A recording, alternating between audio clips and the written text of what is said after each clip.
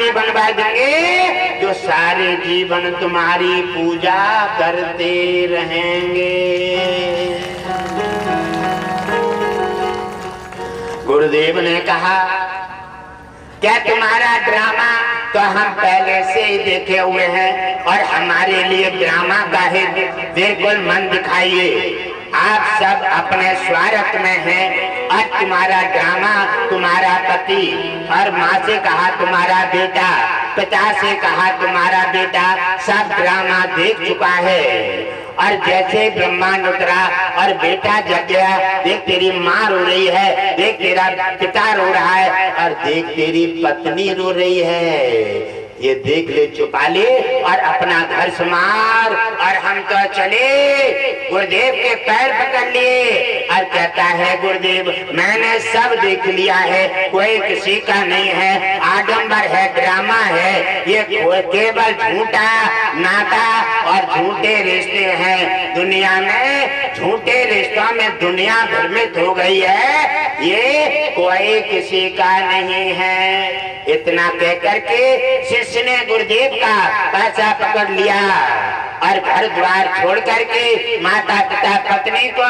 रोता हुआ छोड़ देता है और गुरुदेव के साथ चला जाता है। हे गुरुदेव मेरे माता पिता और सब कुछ आप हैं, आपने मुझे आश्रय दिया है, जो मुझे ऐसे अंधेरे से और प्रकाश दे करके आपने मुझे ज्ञान दिया है, ये दुनिया की स्वार्थ की दुनिया से हटा करके तुमने अवगत कराया है।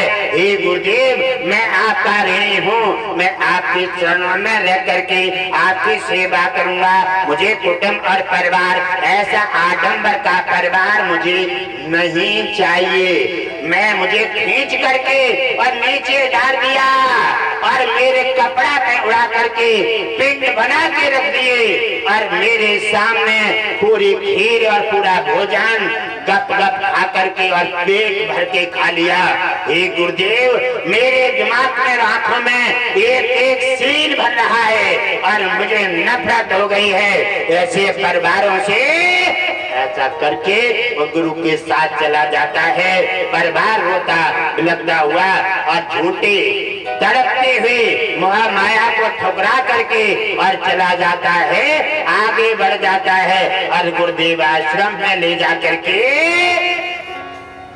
गुरुदेव का भी कुछ समय बाद शरीर छूट जाता है और गुरुदेव उसे अपनी पूरी दौलत का मालिक बना करके, अपना अधिकारी बना करके उसे छोड़ देते हैं और आशीर्वाद दे करके उसका कल्याण करते हैं।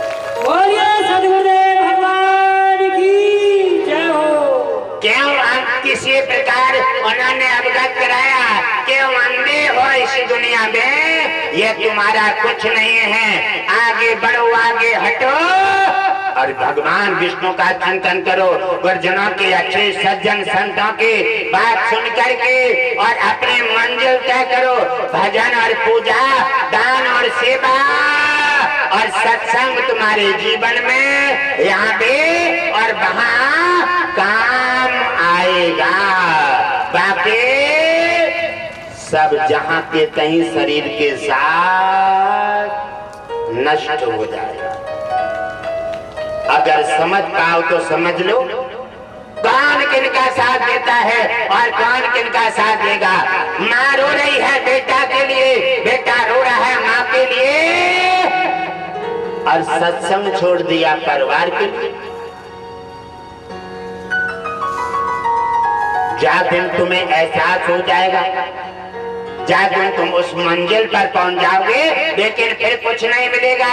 सत्संग एक ऐसा साधन है, सत्संग ऐसा साधन है, बड़े से बड़े संकट हट जाते हैं और बड़े से बड़े दुख दर्द से हट करके भवसागर पार चले जाते हैं।